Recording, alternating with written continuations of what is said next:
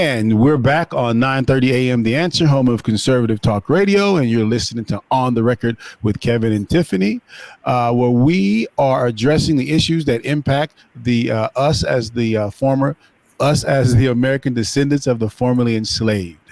All right, so that's a mouthful there. I always like putting that out there, though.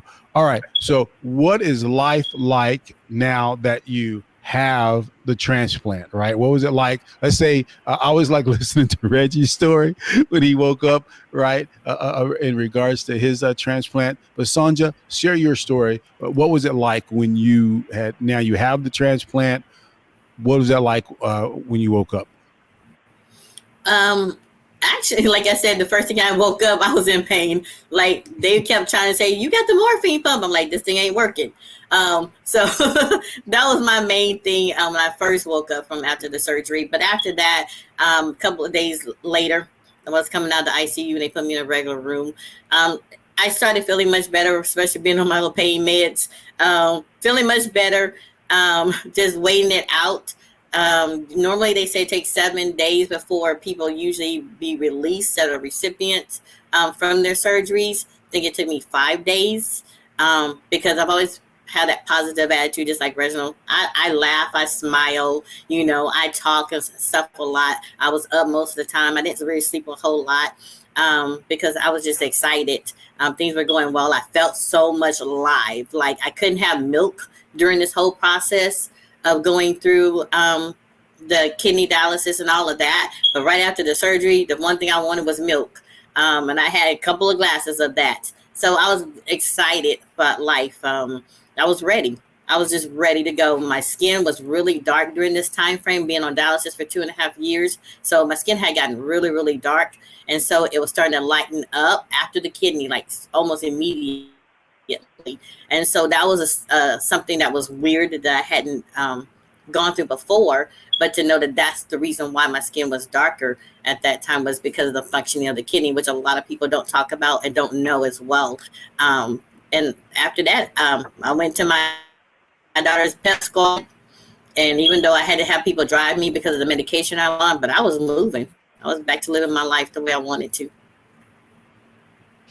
Yeah, well, I'm gonna tell you, life for me is a whole lot better because I don't have to sit around in no chair all the time. And but one thing life is though. Yeah. The med. That's you have to take your meds, man. You have to take your meds. You have to drink the water. You have to drink a lot of water. And you have to live probably healthier than you did before.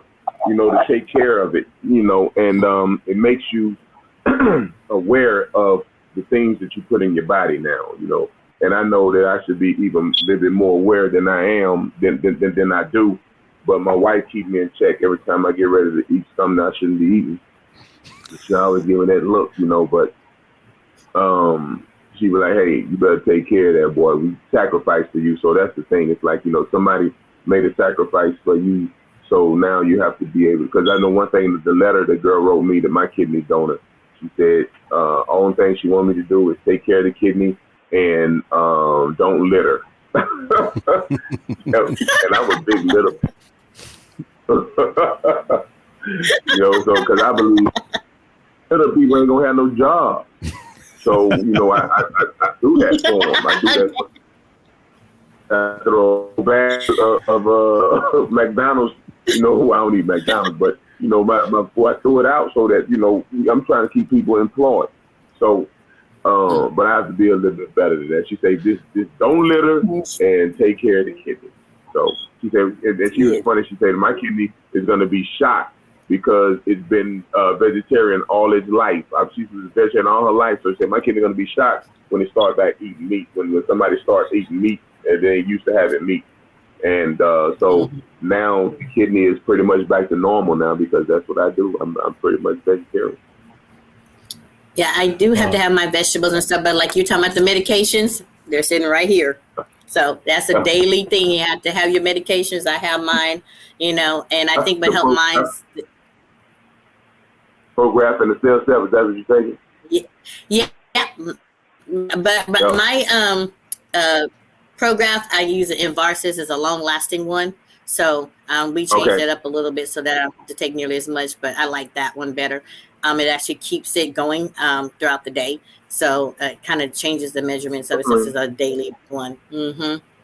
So, but yeah, like you're saying, I think mine's also my life is because I had that pancreas transplant 2 years later. I wasn't diabetic for 8 years. So that also increases the life of my kidney. I've been 13 years now. It'll be 13 years in November. Oh, that's great. I'm just looking at these both of the same pill, but one is bigger than the other. Now it's kind of getting me a little nervous right now. No, it's the same with mine. Oh man, I'm just noticing this. Now it's been 2 years since I had my. I'm thinking, hold up now. Maybe they put the wrong one in there. So something happened to me, man. Y'all, I put this on tape. All right. Put that on video, man. We got I guess mine's about the same size, but got colors. I got colors in mine, so it may be about the same size. Yeah, I bet another show ain't never showed y'all the whole line, the whole. All right, we're giving you the real deal, Holyfield. Real deal, baby. Yes, the life of a kidney transplant. Yeah, that's it. So both of you guys were fortunate to have family members that volunteered to donate on your behalf, right? Yeah. And so tell me what that interaction is like now. Like, so, hey, this person gave you a kidney, right? That's like the ultimate sacrifice of love. So Reggie, tell me what that is like in the house. Hey, they make sure that you do the right thing, because let me tell you, my wife don't never let me forget about her kidney, man. She be like, if I don't give her something, she's like, I gave you a kidney. So that's a basic everyday thing, man. I gave you a kidney, so you better give me something back. It's like I owe her like 6 Rolls Royces right now because I gave her one kidney. I mean, she gave me one kidney. I'm like, okay, whatever. I say you did that because you need help with these bills around here. If I wasn't paying these bills, probably wouldn't have paid you need bills. That's the only reason you volunteer. You was quick to volunteer because that cardinal came in and said, I give you a kidney. That's all that was. There wasn't no love. There wasn't no love. He is completely joking. His wife is a saint. She really. There wasn't no love, man. That was out of financial. That was her financial state. She said, "Yeah, well, I gotta, take care of my investment that I made in this boy." All right, Sandra, tell us about with your father. Oh, well, my dad, we're so much alike. He's a businessman and he does what he does. He's retired from the Air Force and all that. So he's on the golf courses like Reginald is. But my dad, I love him to death. You know, he'll always be my dad and everything else. He is who he is and I love him for it. He came actually not too long ago and helped me put some flooring down on my floor. So he'll just do some things to help me out throughout this because he knows the journey we've been through, and I am very appreciative of what he's done. So we still got love for each other and we continue. That is great because doing a little bit of research on this, just overall, just with some of the programs we have coming forth at the Texas Kidney Foundation, there's generally 3 types of people. People fall into 3 different categories, right? One group of people are those who they ain't giving to anybody. They're just not, right? Like, I ain't giving to anybody. And then the second group of people are people who will give to a family member, right? I always say, yeah, I'll give to a family member, but you other guys are gonna have to figure it out. And then you have the third group of people, right, who are giving for a reason because they want to give and feel like they've contributed to the world and to society, either for a reason like that or a spiritual reason, right? Yeah. And so those are the 3 groups of people that were consistent that I heard with here. And so about to wrap this up, but just to let people know, right? So I always say this, right, on the show, it's not enough to simply talk about or complain about a situation or something that's going on in the world, in America, right? But we have to engage in the process by which we go out and we try to have an impact. Right. So on the show, you saw last week, we talked with previously talked with the National Kidney Registry, and you see that program impacting 2 people's lives. Right. It's impacted more people. But here are examples of people that it's impacted. Right. Because people decided to go out and take action, seeing a problem and deciding to go out and address that issue. That's the wonderful thing there. So just in closing, Sonja, what would you say people with someone who's on dialysis, who wants to get information, what would you tell them? I would also honestly tell them, first of all, do some research on the side. See what your doctors say, but do research on your own, because a lot of times you may have to just update your doctor. They may not be knowledgeable of all what's going on, and ask questions. If you don't ask the right questions, you're not going to get the right answers.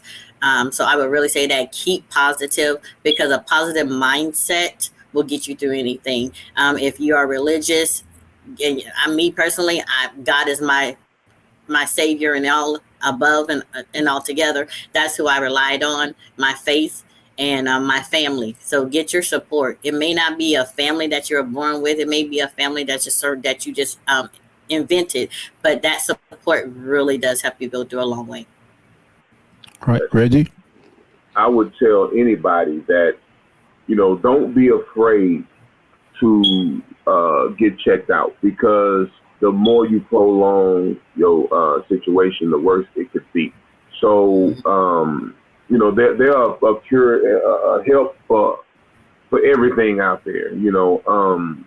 If you're going through problems, know your numbers, know what your creatinine is, your EGFR numbers, and know where you are in the progression of your kidney disease if you have it. And don't be one of them people like my mother. My mother, she like, look, I'm all right. I ain't going to the doctor because they're going to always find something wrong with you.